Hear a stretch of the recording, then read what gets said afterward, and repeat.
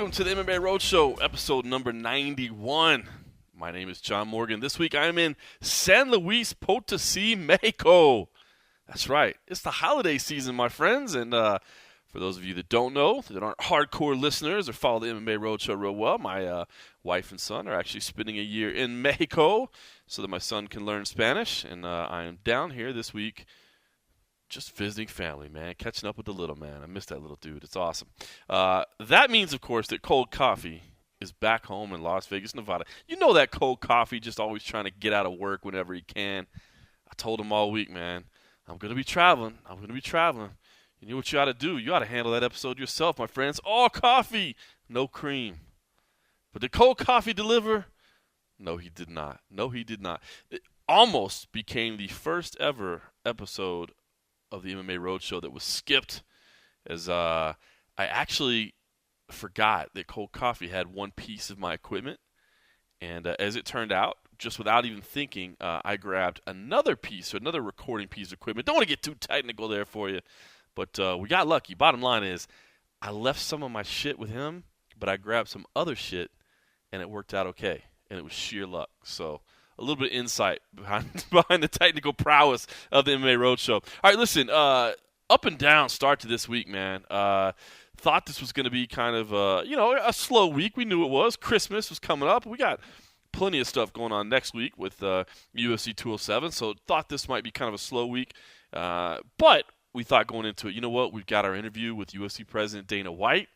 We've been promised about 20 minutes with him. Hopefully with our relationships, we can stretch that out to 25, maybe 27, just see what we can slip in there. And certainly no shortage of topics to talk to about the UFC boss right now. And unfortunately, Tuesday, about 2 hours before this interview was supposed to take place, got a call from UFC staff and said, John, hate to do this to you, man, but the interview with Dana White is going to have to be rescheduled for next week. Bit of a crushing blow because we, thought that was going to be the backbone of episode number 91. Plus, to be honest with you, I just thought it would provide us a lot of topics over these couple of days of slow news. What we thought was going to be slow news. But, typically the holidays are a little bit slower time. And I don't know about you, but, even if I get tips of news or potential items, I got to be honest with you, Christmas Eve, Christmas Day, I can't do it, and it's not me. It's not that I mind working. I really don't. I'm horrible. I'm a workaholic like that, as my family will attest, and I'm bad like that. But I do at least, I think, have a little bit of moral decency in the fact that I just can't bother other people that I know have their families and know stuff going on. So it makes it tough to follow up on tips and things like that. So thought we were going to be using that all week. Now, I was told the reason that Dana could not speak is that he had lost his voice. Now, so let me remind you, I don't know if this factors in or not. Maybe it's just coincidence. This was the Tuesday morning after the Monday evening holiday party. Now, I don't know about you, but I know how I usually feel on Tuesdays after a Monday night holiday party. And, yeah, man, maybe I lose my voice a little bit too. I have been known to lose my voice from time to time after a couple frosty beverages. So I did text Mr. Dana White and tell him that I hope he got to feel better, but that he damn well better quit ducking me. And, obviously a little joke there. Gave him a little smiley face. He knows he's not ducking me. But that has been scheduled for Tuesday, December 27th at 3 p.m. Pacific time. So be giving us some thoughts there. Hopefully we'll just have a whole bunch of news to dump on you right after the holidays season. Right after Christmas wraps up and before 207 gets underway. So this might be a hella busy week next week. I can't believe I just used hella. Wow. I don't even think I've ever used that in my life.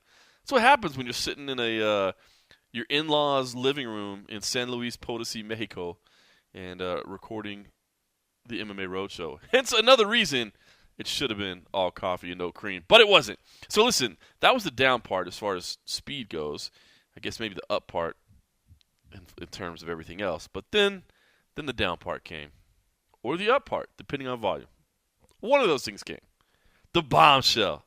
Cris Cyborg Justino flagged by USADA for potential anti-doping violation. Man. What can you do other than just let out that big inhale and that big exhale. Sigh.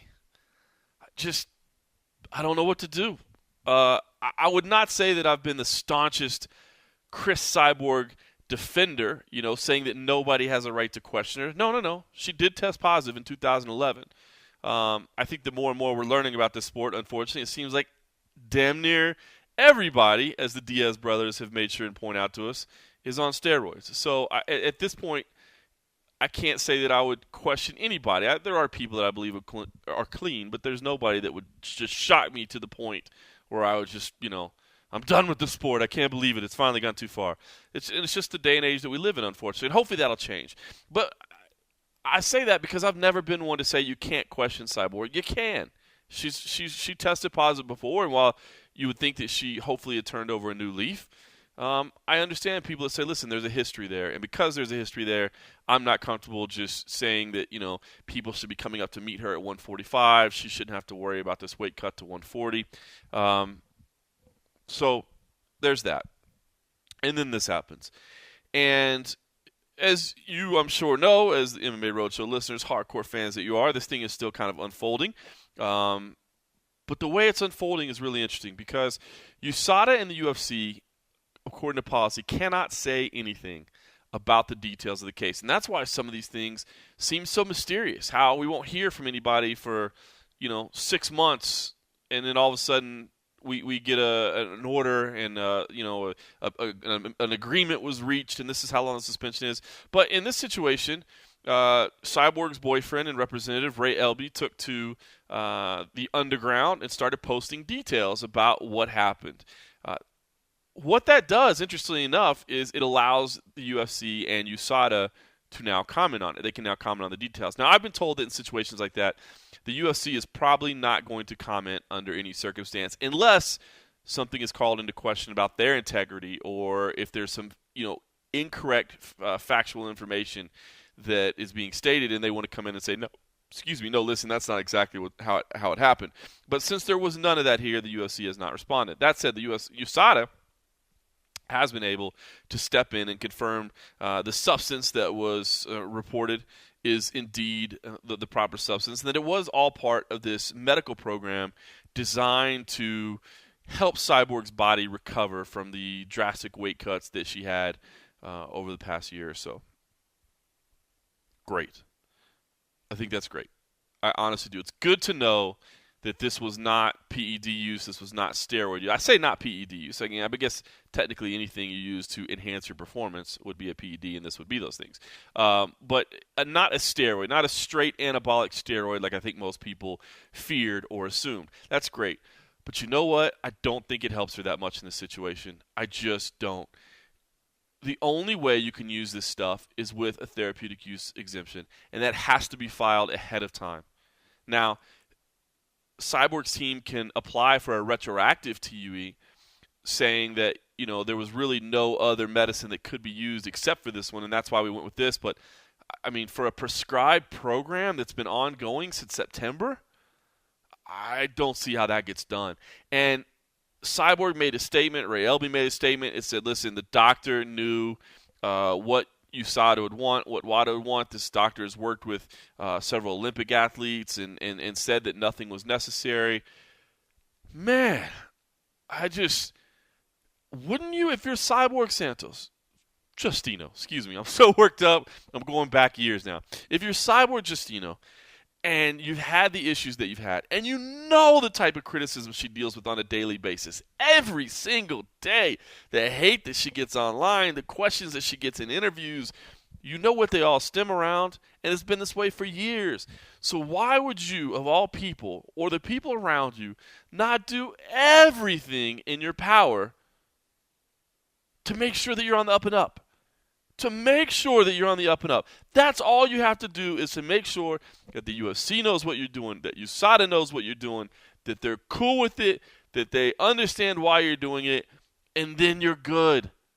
And then no matter what happens from that point, you're good because you were following directions and you made sure everybody knew. So let's assume that this was not on purpose. Let's assume nobody was trying to be shady here. Let's assume that everything that's been said is the truth coming from Cyborg's camp. Listen, this is just something that was prescribed to us. We asked about it. We were told it was no big deal. The doctor said it was cool. And I promise I'm not cheating. Like, this just has to do with this horrible weight cut I've been doing. Let's assume all that is true. It doesn't matter. You still broke the rules. You still broke the rules. And I love Cyborg. God damn, do I love watching her fight, man. She is awesome. And I think she's a great person. She's been awesome with the media. It's funny. I mean, we almost get mad at her to a fault because she wants to speak English in every interview. She's literally gotten upset at us before because Fernanda Prates tried to do an interview with her in Portuguese for MMA Junkie, and we just did it because we wanted her to do an interview in her native language. We knew we could transcribe it, translate it. Fernanda, of course, speaks both languages fluently, and we thought it might give Cyborg a chance to open up a little bit more. And she actually got upset because she wanted people to know, hey, I speak English. I got this. Don't worry about it, you know? And we thought we were doing the right thing. It's like I speak a little bit of Spanish, but I start doing an interview, I'm going to run out of words real quick, man, because my vocabulary is small. We thought we were helping her out. She took it as a slap in the face almost because she wanted to show the world that she speaks English, that she can be interviewed in English. Obviously, she just became a United States citizen, which now in retrospect may have had something to do with why she wanted to do that interview in English. I don't know why I hadn't thought about that before. But no, as a citizen of the United States, I can tell you with my wife as a citizen of the United States, what that process is like. It's tough. It's scary almost to it, man. The government is investigating you and your background and everything about you, and they're like, it wasn't even me they were investigating. I got nervous when we had to go talk in front of these people. I'm like, the hell are they going to find out about me? I have all the respect in the world for Cyborg. I do. I remember the first time we ever watched her weigh in at an Elite XC event, and she stepped on the scale, and all the media just looked around at each other like, oh my God, look at this specimen of an athlete. Crazy. God, and her fights have been so much fun, and she's been such a star. But I don't know how you defend it. I just don't know how you defend it. And I don't know how she progresses through the rest of her career without this being a dark cloud that hangs over her head. I don't know how you come back from this. And we'll follow the story. Of course we will. And there'll be developments, and again, maybe it'll turn out that she didn't do anything considered cheating. She just followed this doctor's orders. I think she's still going to get a year. She's still going to get suspended for a year. That means she'll be out for another 9 months. What does that mean for the 145-pound division? What does it mean when we go to Brooklyn in February? Does it mean the UFC was right for making Holly Holm versus Germaine de Randami? Does it mean that the division is ridiculous? Does it mean that everybody that fights in that division is going to have to answer questions about Cyborg? Every time we go do a little mashup, if Holly Holm wins or Germaine de Randami wins, when they go to defend their title or fight another contender, you don't think we're going to talk to both of them about that? What does it mean when Cyborg's not here? Of course we are. Questions are going to be hanging. But I just don't think you can defend what Cyborg did here.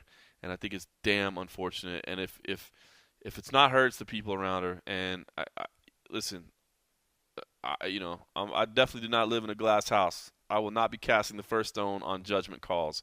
It doesn't take much of a physical or a visual evaluation of me to figure out that I've made some pretty stupid decisions in life and don't manage myself on a great routine day in and day out. But to me, and I said it before with John Jones, and I'll say it here with Cyborg, if you're an elite level athlete, a superstar of the sport, everything in your life depending on it, man, you got to pay more attention. You got to pay more attention. And I feel like that's all it is just paying attention. And that's if everything's truth. Maybe it's more devious than that. But at best, just silly. All right, listen, enough about that. Not that that'll be all we talk about it, because we will be talking about it for quite some time to come. I did want to talk about a classy individual. Somebody who has done things the right way. Uriah Faber, of course, hung it up last week in Sacramento. It was an honor to be there. He did look fantastic. UFC on Fox 22. We wrapped all that up. Hopefully you listened to the preview show, episode number 90. Hopefully you listened to the wrap-up, episode number 90 and a half. You know how we do. But if you didn't, it was a great week. I'm not going to go through all that again, but what I did want to get to was some audio we didn't get to last week, and that was Joseph Benavidez. Joby One Kenobi, the Beefcake. There's a bunch of them. Wherever you want to go out there. Good dude, good friend of the show, good friend of MMA Junkie Nation, MMA Junkie Radio. Overall, good cat. He was in Sacramento, and of course, he doesn't train in Sacramento anymore. He's training in Vegas right now. He's going up to Colorado a little bit, training with Dillashaw and Dwayne Ludwig and that crew out there. And, it hasn't been necessarily the best of times with him and the crew at Team Alpha Male, but he'll always make sure and make sure that people know it's not bad times. It's not a heated rivalry, so to speak. I mean, that camp had some issues when they were going through the coaching changes, and Dwayne Ludwig came in a little bit, and that's when the whole Dillashaw split came. And Benavidez wasn't really such a public part of that, but he did kind of step away. But all that said, I thought it was cool to see him in the house on this past Saturday night for Uriah Faber's final fight, and I thought he had some really classy words to say about Uriah, and just kind of showed that even the hard feelings that exist between some of those teammates and how it all played out in the end, I think a lot of people have a hell of a lot of respect for Uriah Faber and what he did for the sport, what he did for a handful of people out there in California for sure, and what I think he hopes to intend to do. So I didn't want to let that go without being mentioned, and I thought you guys might like to hear it. Joseph Benavidez talking a little bit about Uriah Faber's final fight, what Uriah Faber will mean to him, and, of course, a little bit about his own career as well. Joseph Benavidez, I don't know if you want to see that Mighty Mouse fight again or not, but, man, does anybody else deserve it right now? Who else do you pick out of the lineup? Tough to keep saying no to Joseph Benavidez.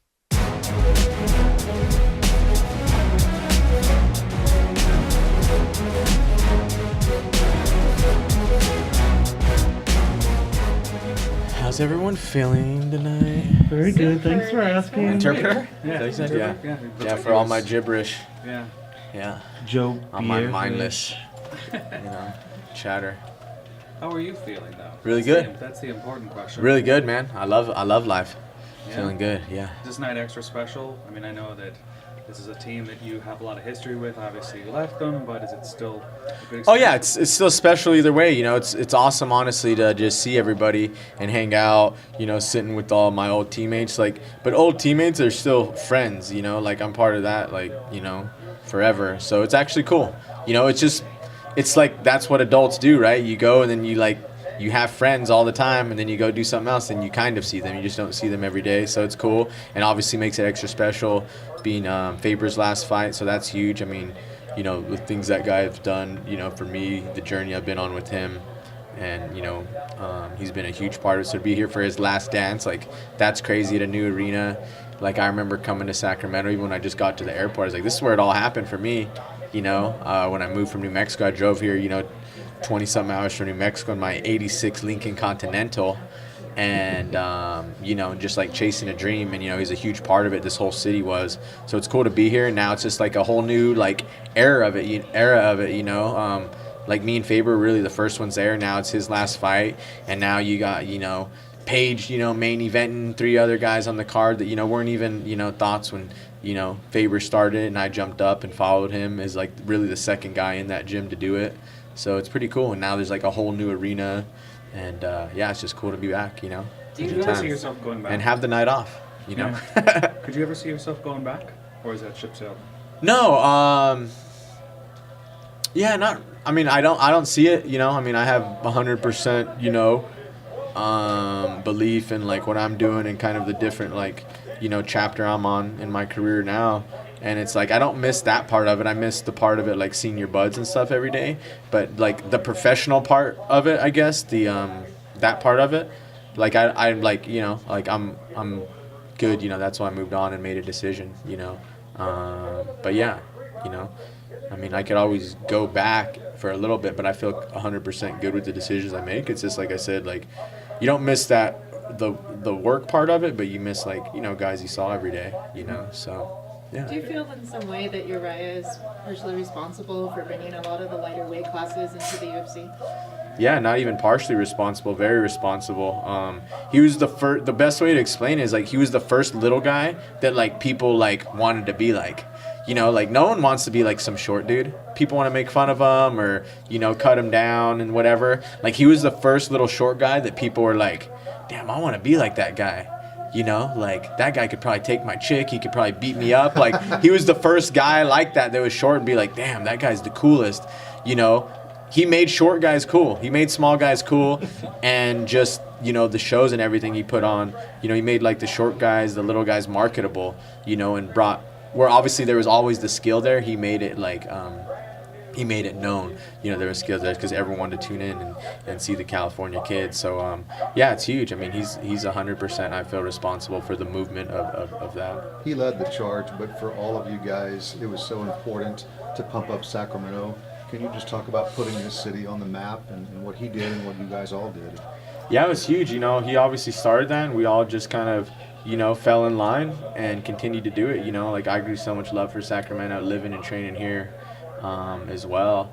And I think people saw the kind of the energy and the success that was happening here, and you know, everyone just came up. Like, you know, that's one thing about Team Alpha Male is it's like a family team. You know, that's what attracts people when you get there. Like, wow, these guys really like each other and love each other, and the city's great, and everyone's So yeah, it's important. But like I said, you know, it starts with, you know, the top, and you know, just the trickle down effect, and you know, it continues to grow and grow and grow.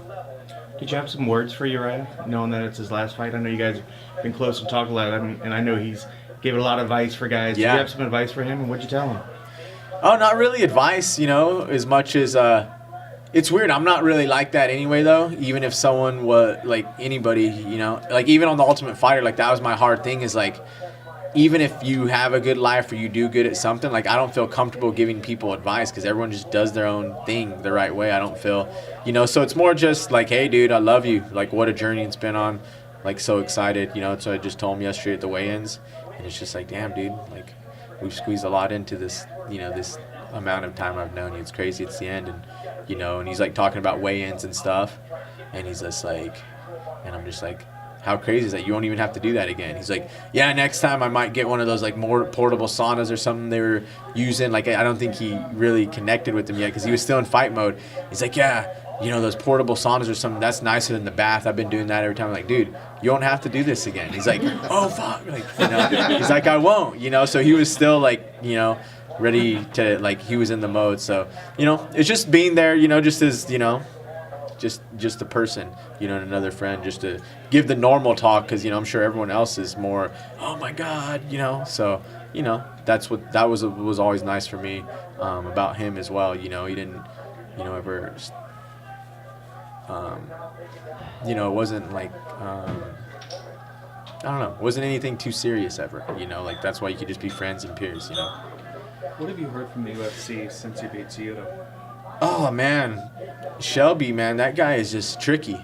He's just tricky. Like, I'll, like, hang out and, like, we'll eat lunch and hang out, but it's like I ask one thing, oh, it's not my weight class anymore. I don't know. So it's up to Mick Maynard now, even though I'm like, Shelby, you act like you don't know anything about it. Like, it's still going to go through you in somewhat, you know, but he, like, refuses to say anything. So it's only been 2 weeks, so, you know, I've barely really started to, you know, actually get out of my house at all, or, you know, have any kind of human interaction.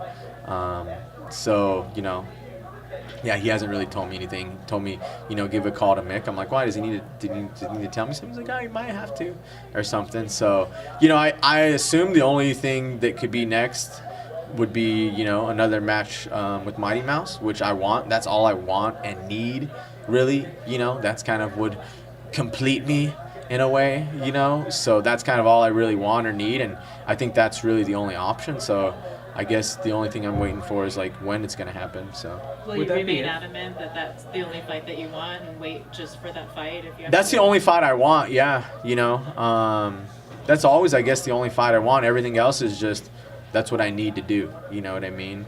Want-wise, yeah, that's the only fight I want. Like, it's been the only fight I want for a while, but I understand you need to do some other things, but now I'm at the point where I don't feel like I actually need to. You know, I won 6 in a row, just beat the next guy below me, number 2. So, you know, I don't feel there's any need to do anything else. If there is, there is.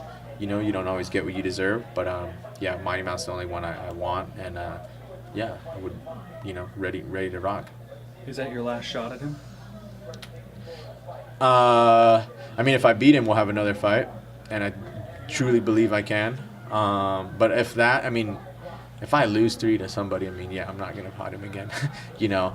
And with this, it's crazy. With Demetrius, it's not necessarily even about the wins and losses because I'm comfortable with losing. It happens. You can't, honestly, to me, you can't control your loss or your win. You can do everything to control it, but you can only control yourself. You can't control what the other guy's doing. Go out, try to fight your best. And with both of Demetrius's fights, like, it's not about the win or loss. I just feel like even when I lost, I didn't feel I was done and like I fought my best or performed my best. Obviously in the second fight I didn't. You know, that was, you know, just partially the sport we live in, just the coincidence that can happen in there in fractions of seconds and inches, you know, stuff that can happen felt amazing. But the first fight, like, the best way I can explain is like when I lost to Cris for a split decision in the title fight, like I was done and obviously I wasn't happy I lost, but I was like, hey, I performed well, did some stuff I wanted to do, like, you know, he beat me. Obviously I made mistakes and that's why I lost, but it was like something that like you can kind of like live with. I want to fight Demetrius and know like, hey, he beat me when I fought my best, you know, and I don't think he's done that yet, and I haven't either on my part, you know. So yeah, that's really what it's about, you know, because you can't control the win or the loss. Thanks, guys. Thank you. Thanks, John. Shamaseh.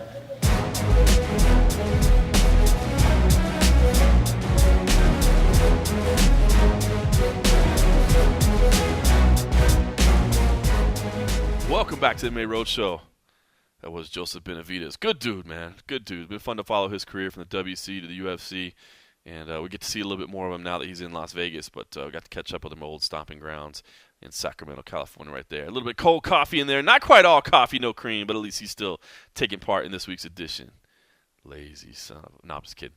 Okay, listen. Something I did want to talk about this week, and definitely wanted to make it a focus before the Cyborg thing got too terribly crazy the way that it did. But that is Fighter of the Year talk. How interesting is Fighter of the Year talk right now? You know, awards are tough, and we do the awards at MMA Junkie. We do, you know, Fight of the Year, Submission of the Year, Knockout of the Year, the same way we do for the monthly awards. Then we just kind of tally those up, and man, that's hard enough as it is. Picking one fight, picking one knockout, picking one submission that was like the best, head and shoulders above the rest. That is damn hard to do.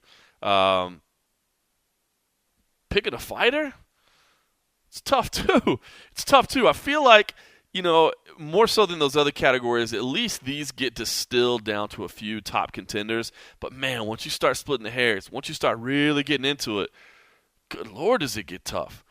And I want to say that I'm pretty sure if I had to vote right now, which I don't, but since it's, you know, the MMA Road Show and I'm taping it right now, then I guess I do kind of have to vote right now. I think I'm going with Michael Bisping. And before you turn it off, before you just say, oh my God, this show sucks when cold coffee's not on it, listen to me. Hear me out.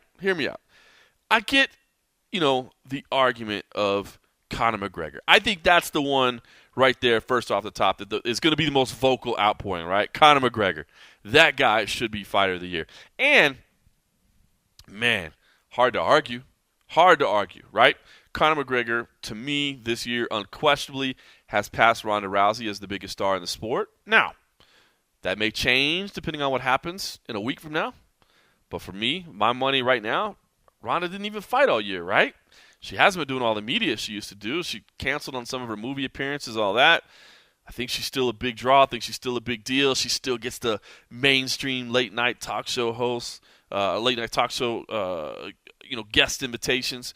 But to me right now, Conor McGregor, biggest star in the sport. Had to have made more money in a single year than anybody ever made in the sport, right? I mean, I'm not privy to those financial records. Maybe Forbes magazine or somebody can chime in and check my math there. But 3 huge fights. I got to think that he's definitely made the most money of anybody. The guy commands the most attention. I've said it before. He's demanding a piece of the company.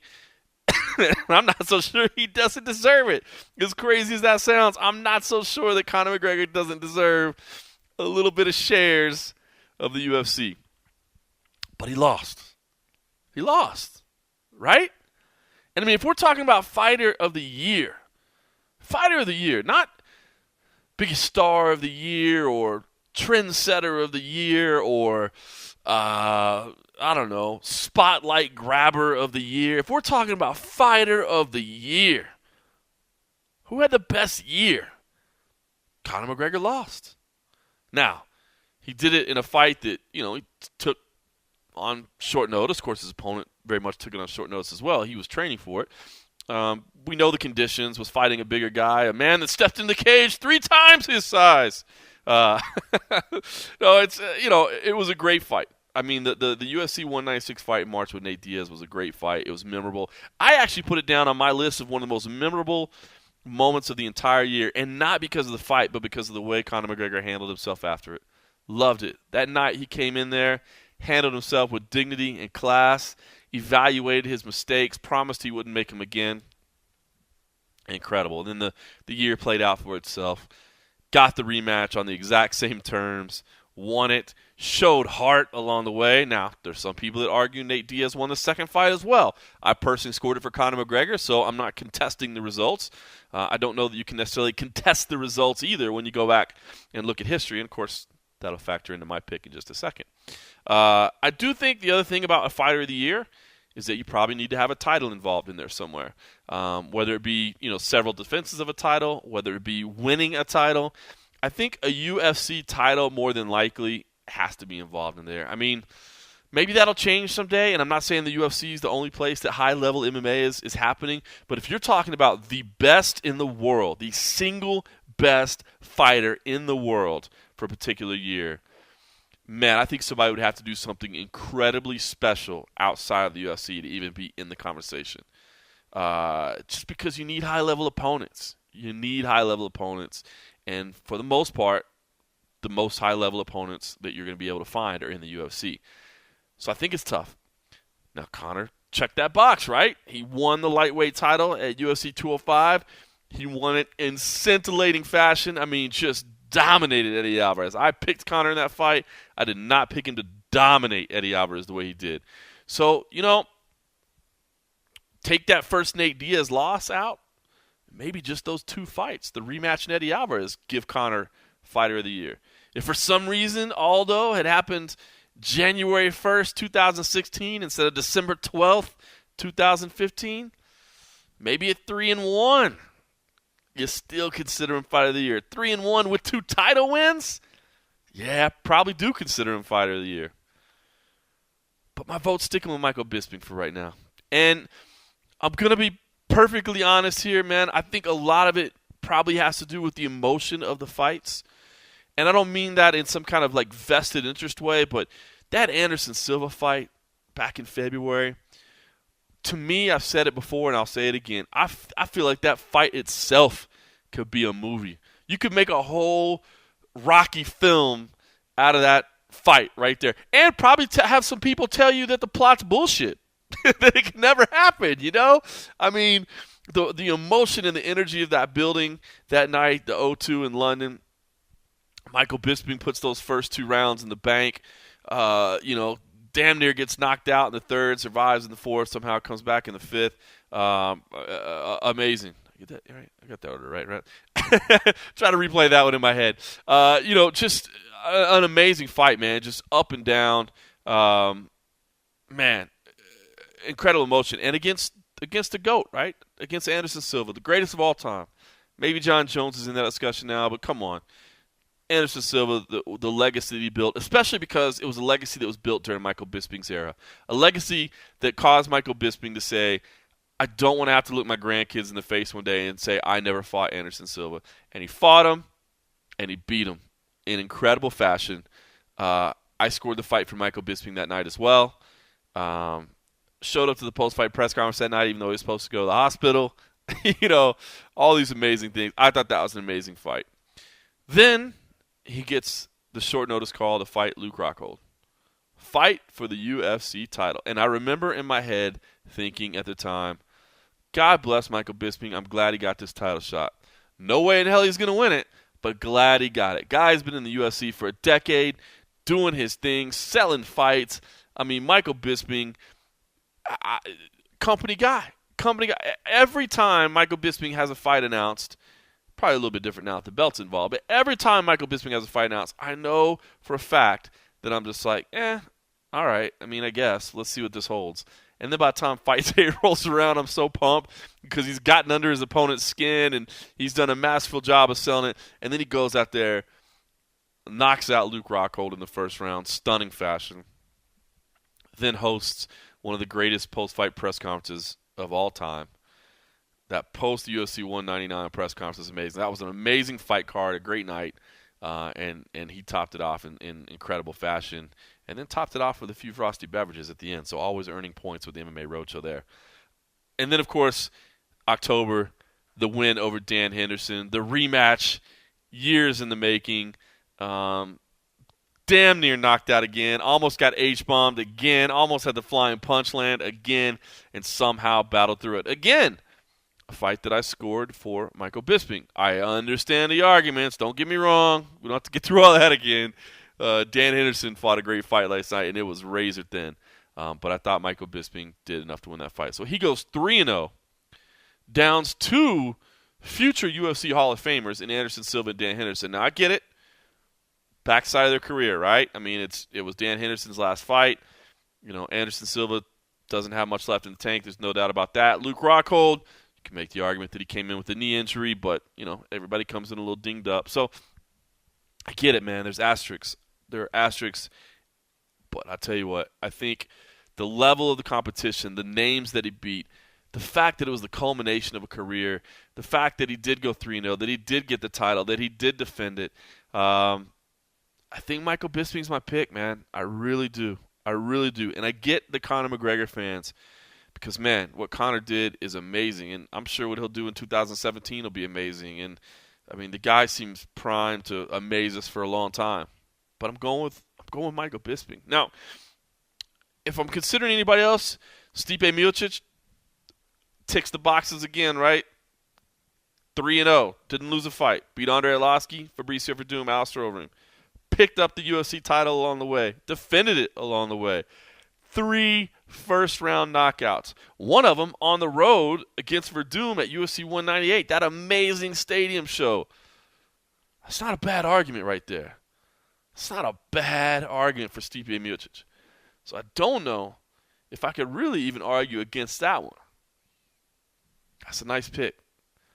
Again, Conor, massive star, but did have the loss, and I think you have to register that. Did have the loss. I know those decisions were close for Michael Bisping, but did have the loss. Stipe, tell the judges to take the night off. I'm going to get this done in about 3-4 minutes if you don't mind. It's a hell of an argument there. It's a hell of an argument.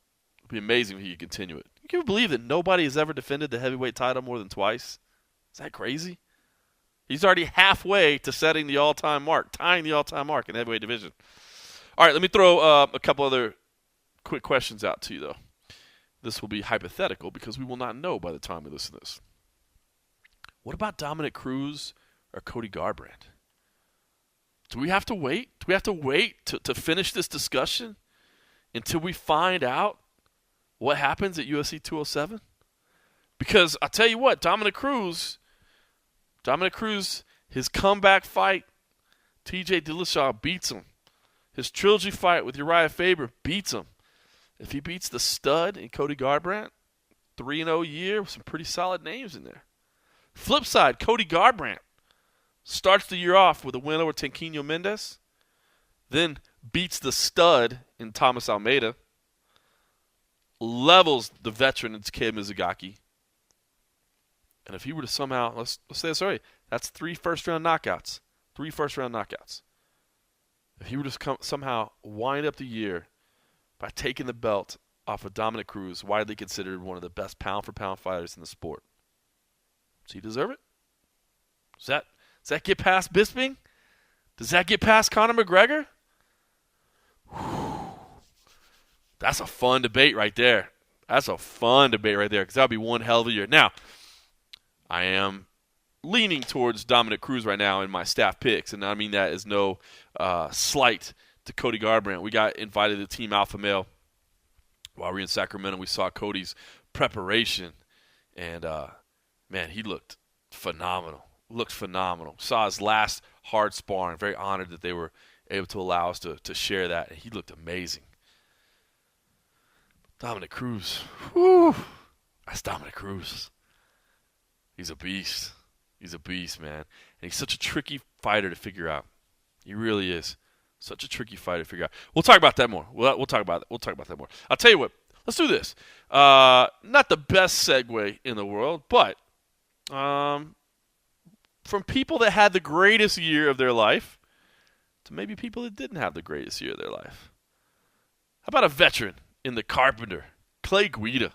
Clay Guida had the loss to Brian Ortega at UFC 199. Before that, you'll remember he had been submitted in November back in Brazil to Thiago Tavares. That was the only fight that Guida had in 2016 was the loss to Ortega. Big knockout.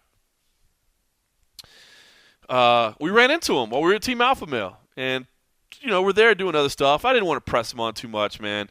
So it didn't bug him too much other than just get a couple of quick updates to find out kind of what he was doing back at Team Alpha Male, kind of where he was at.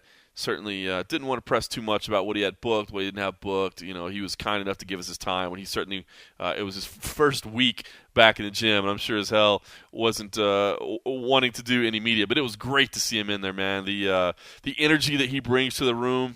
I mean, you can just guess, right? I mean, you've seen him nonstop moving in the cage. You've seen him getting his brother to slap him before he steps in there. You've seen him belching before he gets on the scale. I mean, this is a crazy dude with crazy energy, and I'm telling you, in practice, he's doing all that as well, man. Just literally running circles around other people in the gym, and I thought that was really cool to see, man. I mean, what a welcome addition that guy must be to any training room to just have people high energy, fired up. I mean, he's trying to, carry people around him and get them pumped up for the grind of practice. And the Team Alpha Male, man, they put in practice, dude. I'm not going to lie. Not that I'm a physical specimen of health, man, but just a damn warm-up. I don't even think I could have completed that, to be honest with you. I'm just going to be straight. So, anyway, listen, I'm going to get reset here.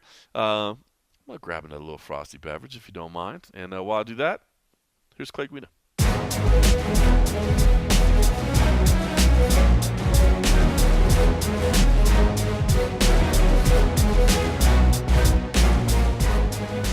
Clay, the last time we saw you was June. It's been a couple of months. I know obviously not the way you wanted things to go that night, but just update us. What have you been up to? What's been going on since then? It was a great summer. It was a great fall. I put that to rest, and it's back to training camp. Nothing scheduled yet. It's just great to be back here with the team.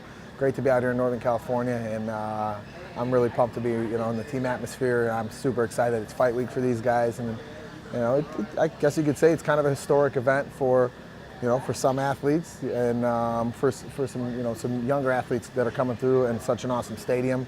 I'm pumped to check the place out. I know you're just kind of getting back in town, but I guess give us that feel. Number one, as you said, Uriah Faber's, it looks like it'll probably be his final fight. What's the feeling like for you as a guy that's definitely seen his career unfold alongside your own? Yep. I remember the day I watched him. I was sitting at my buddy Brad's house. We were watching the old King of the Cage. I'm like, who's this little dude? I think it was like maybe they were interviewing him like before the fight or something. And I remember I saw him. He double-legged this dude, and then he did the backwards. You know what I mean? He had the dude like this, and he literally bombed him that way. I'm like, dude, I've always wanted to do that in a wrestling match. I'm like, who is this crazy guy? And I couldn't pronounce his name. I'm like, Uriah Heep? Uriah, what the heck's this dude's name? And, from then on, I was a fan just watching King of the Cage. And I think at that time, I had only had maybe a couple amateur fights or maybe a few pro fights under my belt. So I was still as green as could be, And, he was always super entertaining. And we were pumped back, King of the Cage, because you could get that on my buddy's black box or whatever, So I was excited to do that or to watch that. And then you see the UFCs were every 4 months. We'd sit right around, and they would just have blaster cards. Everyone would be on it. Barodi, Evan Tanner, Couture. They put everyone on there. BJ Penn, everyone. So, it's very special for the city. It's special for the community. It's special for him and his family. And anything that Faber does, he's going to be successful at. Everything he's ever had his hand in, anything he's ever put his mind to, the guy doesn't half-ass anything. Everything's 150%. So it's great to follow in the footsteps of someone like the general. But I don't know. I have a hard time believing that it's going to be his last fight, because he's such just a freakish athlete. He's just he's a specimen, and he's got a mind for victory. And it'll be tough to see him go, but I don't think it'll be for too long. So I don't know. I don't talk to him about that stuff, but we're competitors, and he competes on a different level. He competes in a different building. You know what I mean? So I have a feeling he's gonna. He has so many different business ventures that he's so successful with, but he knows his home is on a wrestling mat. His home is in a cage. So, but yeah, it's also exciting to see guys like like Kid Alex, like Sandoval, like Josh Emmett. I mean, the dude is a freak that not really many people know about him. And when he got in there on just a few days' notice in Amsterdam, was it, or something like that? Rotterdam. Well, yeah, and I mean, it looked like the guy had 10 fights under his belt already, just so poised.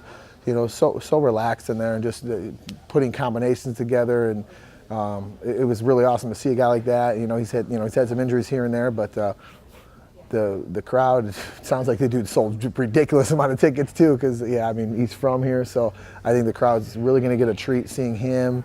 And was it Holtzman or something he's fighting? I don't know a whole lot about him, but he's got an impeccable record. So seeing those guys tangle horns will be pretty awesome.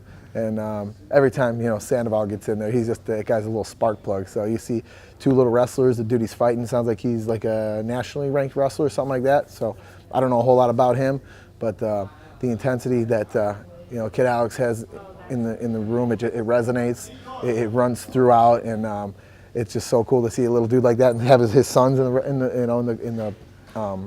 the gym too, and they're out wrestling each other, and he's working out and he's telling his kids, hey, relax for a minute, wait till after practice where you guys knock each other's heads off, and then obviously it'd be exciting to see Paige and Michelle. It's a great headliner on such an awesome card. So I think you're going to get to see the women display just a lights out fight. You got probably a bigger, stronger Paige, because she's a little heavier at the weight class, and Michelle fights at 105, and you get more, I guess you could say, more of a technician in Michelle, and she's just super skilled, super technical, and then Paige, they can both do it all. So I'm super pumped about it. The whole city should be really excited for the show that's going to be put on Saturday night. Talk about this team, and you've trained with the best, man. You've seen it all, and you're back out here in Sacramento. So what is it about this place, this team, that draws you here, that it's the right place for you to be? Yeah, you hit on the head. I've trained in so many places. Chicago will always be my home. Jackson's will always be a home. You know what I mean? Like, they've treated me so well, and I always have my best interest in mind. And I really enjoy the wrestling atmosphere, the wrestling background here. I mean, it's almost kind of like a college wrestling room. The majority, I'd say probably 80% of the guys, are just little stocky wrestlers, with, we have similar backgrounds, we have similar fighting styles, so I feel like that, kind of fits my molding, it's great to be around, the positivity, everyone hangs out, and it's, like I said, it's got that college feel to it, that college wrestling feel, so I was hooked on it immediately. That's awesome. Well, fans are going to be excited to see you back. What does 2017 hold for Clay Guida? What's the plan for you? Man, time to get back on a winning streak. Let's see. I didn't win last year. I had a rough one. Time to get back in the win count, man. You're going to see the old man Guida get back in there, and to see the Carpenter, the dude, the caveman get in there and start throwing these things, man. So hopefully we can get something, February or March, realistically. But they know. When that phone rings, whoever's on the other end, man, whoever's on the other end of that contract's in trouble. So bring it on.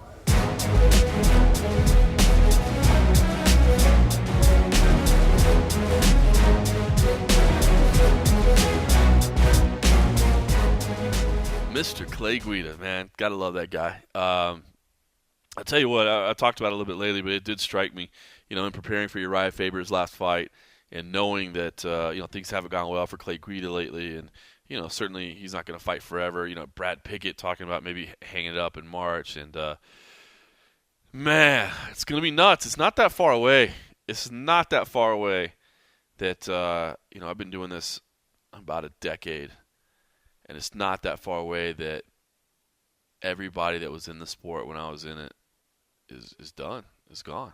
And, it'll all be people that came in within my time covering the sport professionally. So kind of a weird feeling. I mean, it's good. Got to get that new blood, get that new energy, get those new storylines to follow, those new people to learn about, man, and to see how the sport develops. And I mean, it's exciting, but it's just tough to say goodbye to some of those people too, man. People that you've kind of watched their whole professional lives unfold in front of you. And I guess that's just the nature of doing something long enough. And hopefully, I'm blessed enough to continue to cover this until it's my time, man. Until maybe they have to pull me off a press row one day, man. Just croaked over at cage side. Sometimes I shouldn't say that. I'm not very healthy. I probably shouldn't say that.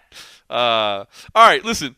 UFC 207 coming up this week. We'll certainly talk about that. But I do want to say, as I sit down to record this on Thursday night in San Luis Potosi, Mexico, the way we always do it on Thursday night for release on Friday morning, the MMA Road Show. Check it out, iTunes, Stitcher, Sound. I don't even know where we're all at. Just check it out wherever you check it out. Don't know if I'm going to be able to speak to Ronda Rousey yet. Now, here's what's interesting. Okay, so we've talked about it before. I actually put in a schedule request. I was told, thank you, appreciate it. Unfortunately, it's probably not going to happen. We'll try. And as you can imagine, it didn't happen. Understand. She didn't want to talk to the media. I knew going in it was a long shot, but I figured, what the hell? Might as well. Now, the weird thing is we don't have our schedule for next week's fight week yet. And I've seen some people online. Good buddy Adam Hill was tweeting about it not that long ago, saying, I don't think she's going to be available at all to the media, Ronda Rousey. That would shock me. That would definitely shock me. We haven't seen the PR schedule yet. What I do know is that it will start on Wednesday of next week. So fight week will start on Wednesday. There will be one day. We may have open workouts. We may have Ultimate Media Day, which is kind of where everybody's set up in their little chairs and we just kind of wander around. We may have both. Don't know. But it's going to happen on Wednesday, whatever happens. My guess, and this is purely a guess, this is no informed speculation or anything. This is really just a guess. I'd guess they do it the way they did, like, say, UFC 200, where you had open workouts. I don't know. Maybe she doesn't even want to work out. I was going to say, it may be just a quick workout session. I mean, she can obviously do judo throws in her sleep. I mean, she can some of her judo displays are phenomenal, and it's obviously second nature to her. So I mean, she could easily put on a quick 3 or 4 minute judo display. So maybe that's what she'll do. And then I would guess that she takes questions from Megan O'Leary, which will be, of course, I'm not going to say pre-approved, but I think everybody will make sure that it's nothing that offends Ronda. And then I would guess that the microphone doesn't get passed around. That's my guess. That would be the only way to put Ronda out there. Not make her really talk to the media, but still put her out there. Still get a little bit of camera, a little bit of B-roll that you can, run on ESPN. You can run on Fox. You can run on your local television stations like we do in Vegas, of course. That would be my guess. Now, if they do an Ultimate Media Day, that would be fine. I'd be great with that. I'd be okay with that. If so, I can guarantee you we'll have a camera set up in front of her for however long she's sitting there. Whether it's 30 minutes, 45 minutes, an hour, 5 minutes. Guarantee you we'll have a camera set up there getting every word. But I say all that to say that I think it's interesting because we don't know yet. Granted, the holidays are going on. I'm not saying she's the reason we don't know. The UFC PR team just hasn't distributed it yet. And truthfully, they may send an email tonight as soon as I finish recording this. But as of now, we don't know. But I will say, I think it's kind of weird that I feel like there's been this backlash on Ronda that, like, she's effing us over by not granting us interviews. And I just don't see it. Now, I can understand why the UFC might be pissed. They got a product to promote, right? I mean, they want to get this thing sold on pay-per-view. They got tickets to sell. And I think, her talking would probably do some good there. But to me, I'm okay with it. I mean, Not to say that it would be generic sports cliche after generic sports cliche, because she is usually pretty good for a quote or two. But it's part of that being good for a quote or two that I think has caused her problems over the years. Is she feels like she has to be entertaining. She feels like she has to say something kind of out there and outlandish. She has to make the interview worthwhile. And, you know, I don't think she necessarily needs to feel that. So, I don't know. I've just been kind of surprised that it seems like there's this backlash on her. I honestly don't feel like the athletes owe us anything. I don't feel like fighters owe me an interview. I don't feel like they owe anybody else an interview. Maybe I'm wrong in that. Maybe I'm seeing things from a weird point of view. Maybe I need to talk to my boss, Mr. Dan Stupp, about it and see if I'm an idiot that's just doesn't understand how the sport works or something. But I don't think she owes us anything. So would I like to? Of course, man. That's why I put in the introduction, man, to try to get at the request. I want to know, where's her head at, man? What changes has she made? You know, what was the recovery process like, both physically, mentally? How is she handling things different other than just not talking to the media? What is the motivation between not talking to the media? We've heard from Dana White that he thinks it's because the media turned on her, but I've always thought that was inaccurate to begin with. So what the hell does she mean by that the media turned on her? So I don't know. A lot of questions I'd love to see answered, and hopefully we do get a chance to talk to her. But if not, I don't think we can be mad at her. I really don't. Man, I'll tell you what. I turned in my pick today.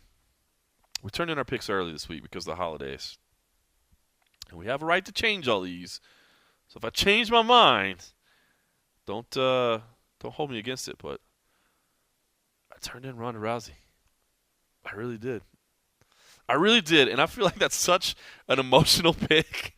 I mean, you think about how she lost against Holly Holm, and then you think about just how she hits. Oh my God.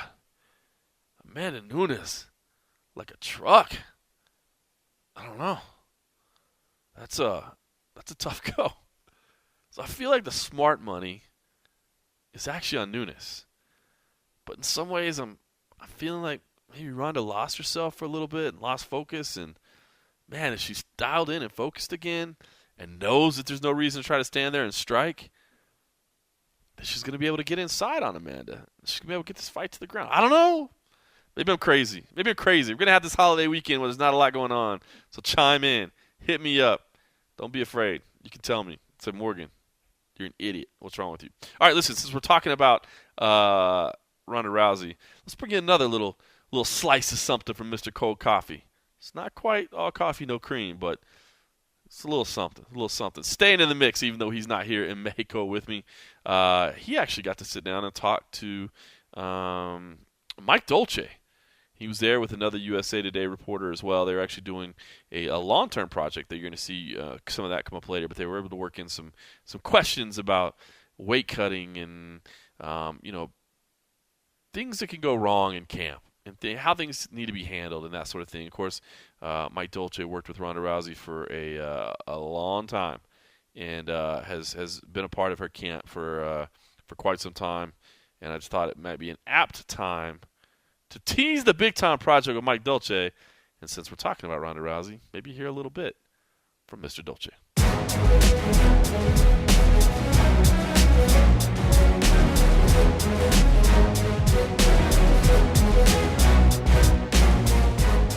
What have you heard? I mean, from fighters who've come to you over the years? Sure. What have you heard from them as far as like stuff that previous diet coaches told them? Well, we've been fortunate or cursed, depending on the way you look at it, that usually the athletes with the biggest weight problems and the most horrific past experiences have come to us for help. That's kind of how we made our bones inside the industry.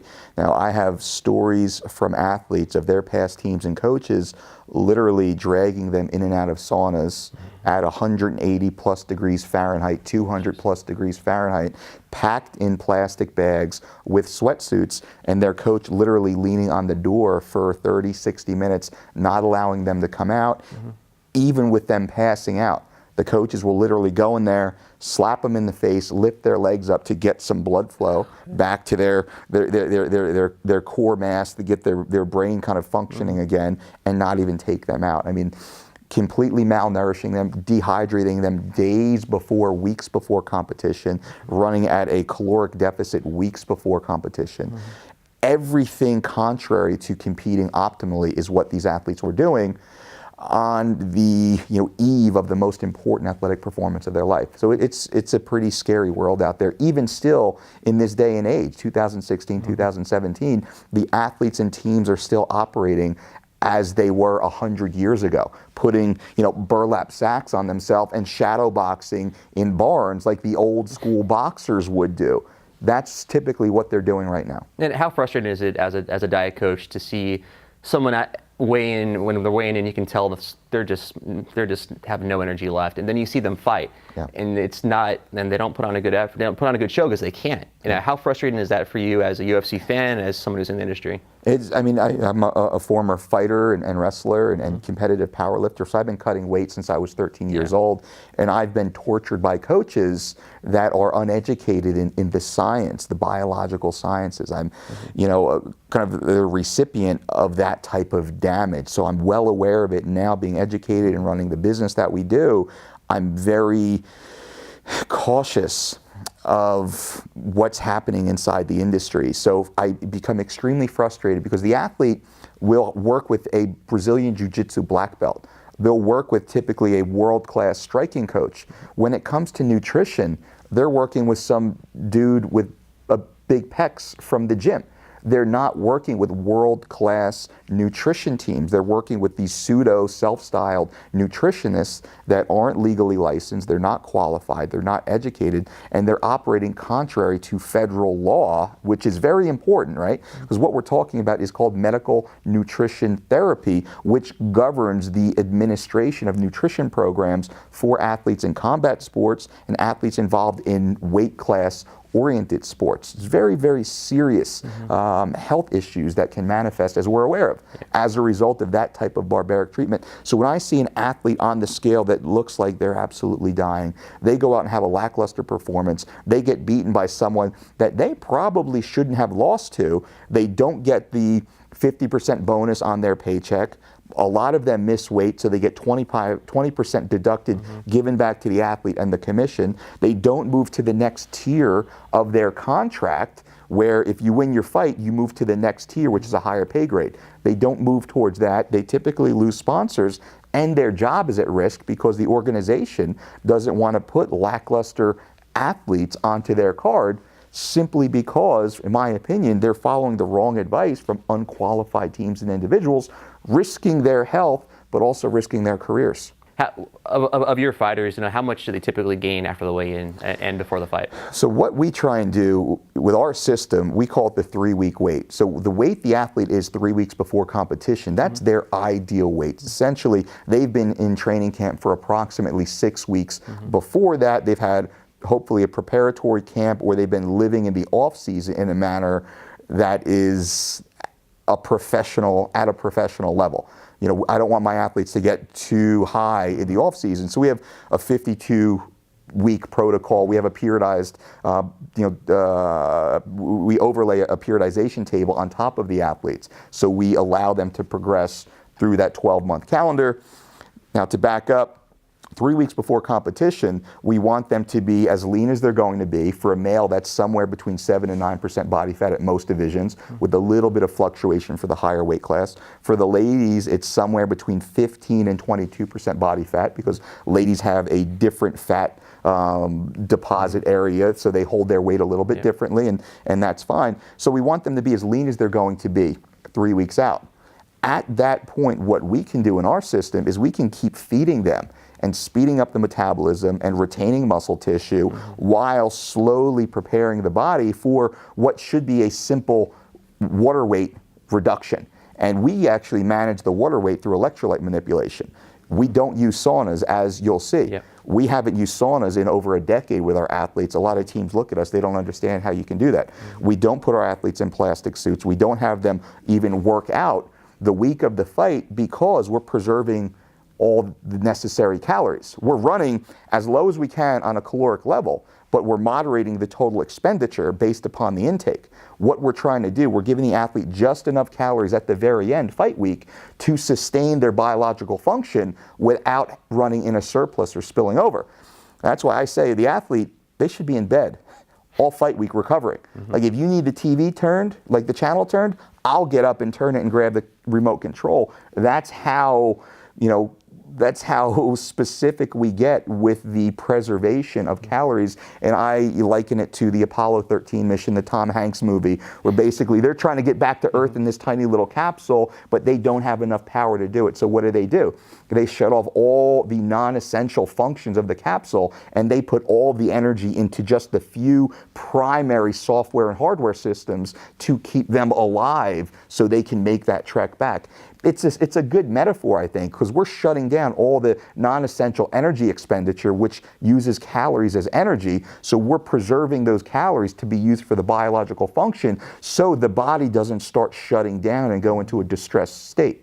That's the most important thing. We're not just managing weight, we're not just managing or manipulating electrolytes, we're also managing the hormone balance, we're managing the psychological, the emotional state of the athlete during this time period. So what we do, and having done it myself and done it for so long and having the experience of the team that we have here, we understand weight loss is a multi-disciplined process. It's not simply calorie reduction, water load, sit in the sauna and sweat it out till you're done, man up, toughen up. It's ridiculous. We're managing the health of the athlete all the way through weigh-ins and then allowing them to step on the scale in that checkmark fashion and immediately rehydrate them back in a systematic fashion to their 3-week weight. What they were 3 weeks ago was when they were at their ideal level of health.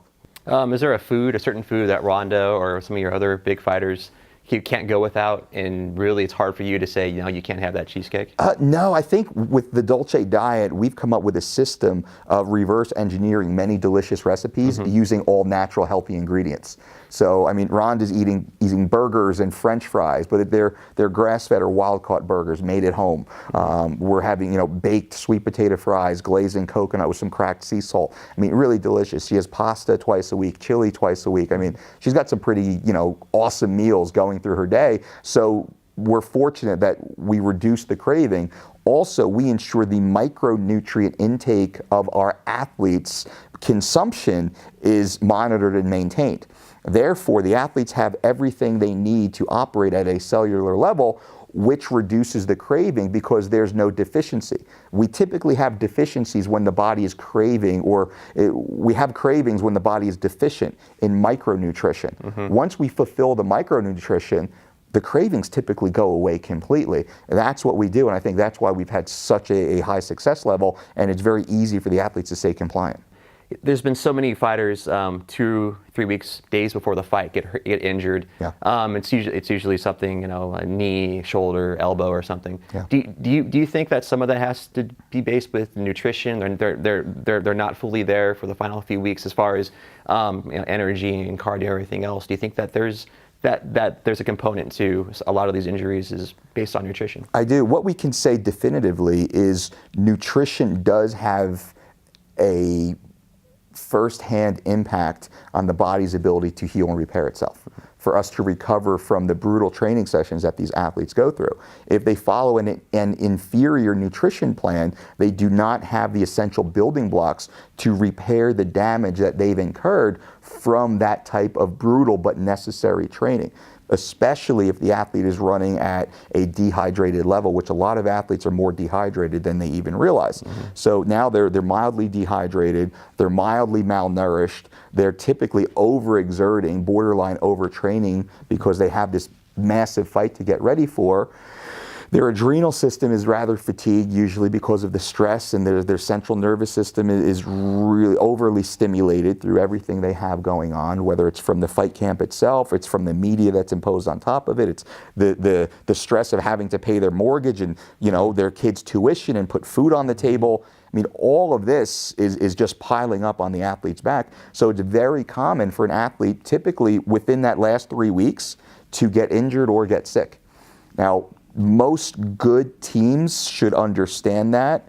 we do. That's why we talk about overlaying a periodization table on top of the athlete's 52-week, 12-month calendar. But though that last 3-week period is when we're trying to start to deload.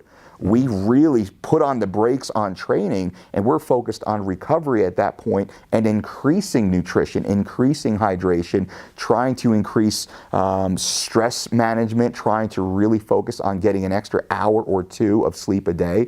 We're scheduling naps instead of training sessions. Unfortunately, a lot of the old school coaches look at that as if we're being soft or we're teaching their athlete to be soft, but the majority of time the athlete winds up underperforming or getting injured, and then they can't compete or they don't compete at their best because they've done an extra 10 jiu-jitsu sessions or they've squeezed in an extra 2 sparring sessions that week. That doesn't make them better. 3 weeks out, it's about peaking. You're not getting better 3 weeks out. You're just bringing your current level of preparation into the fight, and we have to do that by staying healthy. That's where that 3-week period comes in, and then 10 weeks out becomes almost a complete deload. We really try and push that and educate the teams and the athletes like a Ronda or like a Mirsad Bektic or a Carlos Condit that do pay attention and they embrace science. They've had stellar careers and performances as a result of that working in with their other highly qualified, skilled coaches. I love that concept. I call it the Microsoft model. The athlete's Bill Gates. I'm a department head working unilaterally with the other department heads, giving feedback across the board, and we come up with the best system to assist the athlete in their performance. Not a lot of teams will embrace that. They're still working 100 years ago on flawed science or old school experience and old wives' tales of how to cut weight. They're not embracing science. Like we're trying to put that out there now. This is, they say boxing is the sweet science. I understand the concept, but this strength conditioning, nutrition, weight management, peaking performance, periodization, this is the true science of athletic excellence.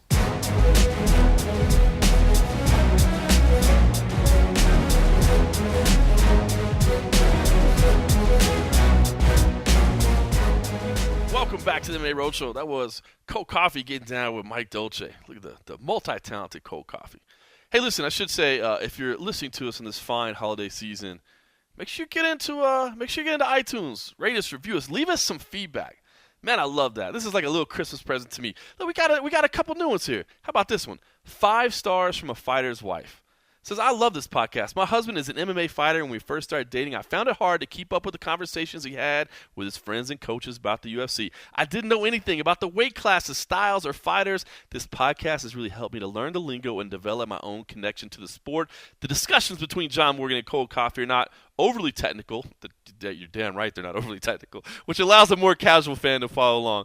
I love the flavor that they throw in with their personalities and enjoy the and a half episodes. Keep up the great work, guys. 2016 coverage was great. Looking forward to more in 2017. She also said, by the way, P.S. I'm 9 months pregnant. They say the baby recognizes certain voices that were heard a lot from the womb. If that's the case, and this baby is about to recognize my voice, my husband's, and the unmistakable voice of Mr. John Morgan. Hola, baby! That's fantastic. And Mr. Dave Madden, I met this guy. I appreciate him. He promised me he was going to review, and he did. Said, this is one of my favorite MMA podcasts because I appreciate the inside perspective it delivers, especially on the half episodes. I could ramble on and on about how the host, John Morgan, exudes enthusiasm for the sport, but you need to check it out for yourself if you're a fan of MMA or the effects of too many frosty beverages. This podcast is for you. Thanks to MMA Road Show for all you do. P.S. I tried to give you 6 stars to counteract the dummies who only believe it's worth 4. That's what's up. Both of you, thank you very much. That's my little Christmas present on this holiday here in San Luis Potosi, Mexico. That means more to me than you will ever know. And I'm sure it means something to Cold Coffee as well. If he was here. He'll be back in 2017. Listen, one more point I want to make about UFC 207. Well, I have plenty to talk about next week, but I will say this Ronda Rousey not being a part of anything and not talking about anything, man, has this made Dominic Cruz and Cody Garbrandt get so much more attention and made this fight so much more exciting? I'm pumped about it, man. Seeing these guys, and I'm not even talking about the trash talk. I'm not even talking about, the little go-between on the desk. That was okay. That was all right. I mean, that stuff, I'm going to be honest with you. I'm not a fan of the we had Fighter A and Fighter B on at the same time, and hilarity ensued. I'm not a fan of that. I don't know. To me, I know we got some pro wrestling going on here. I know that's kind of, we've got our roots in pro wrestling in MMA, but I don't know. That's just a little too much for me. Like Mean Gene in the middle, just going back and forth. He said this, but he said that. I don't know. I got to admit, I don't like it that much. But I do like the individual attention that they've been able to get, man. I think that they've been so, a typical Ronda Rousey fight, everybody else on the card is overshadowed. It's like fighting on a Conor McGregor fight card right now. You're not going to get looked at very often, and that's what it's like with Ronda Rousey fights. This one, I feel like Dominic Cruz, who is damn sure deserving of it with everything that he's gone through, and Cody Garbrandt, who's a stud as well, that we're probably going to be watching fight for a while, win or lose, they both deserve it. This is great, man. I'm actually very happy about that. And this card, dude, I know we got to get through Christmas, but this card is looking sharp. We're struggling a little bit the first part of 2017. We got the Road Show's going to have to find some entertainment value, no doubt about it. We don't have the big fights yet, but we're finishing the year here with a bang. There's no doubt about it. So, listen, I don't want to keep you guys and gals any longer than you should on your holiday. Go enjoy your family. I can tell you, my wife and son have been living here in Mexico since August. It was actually the week of the Conor McGregor and Nate Diaz rematch fight, if you want to put that in perspective. And, man, I can tell you it's given me a new lease on just understanding how much family means, man. I spend a shitload of time on the road, but always get to come home to them every weekend. And this past 4 months or so, coming home to an empty house, watching Facebook videos of my son at school and all those things, man. I'm not the cheesy type, but it's really kind of been a stark reminder of how close family is, and it means a lot. So hopefully you guys are enjoying it, and hopefully you guys enjoy the rest of your holiday season, and we will check back in next week for UFC 207. The MMA Road Show's got you covered. In the meantime, thanks for listening.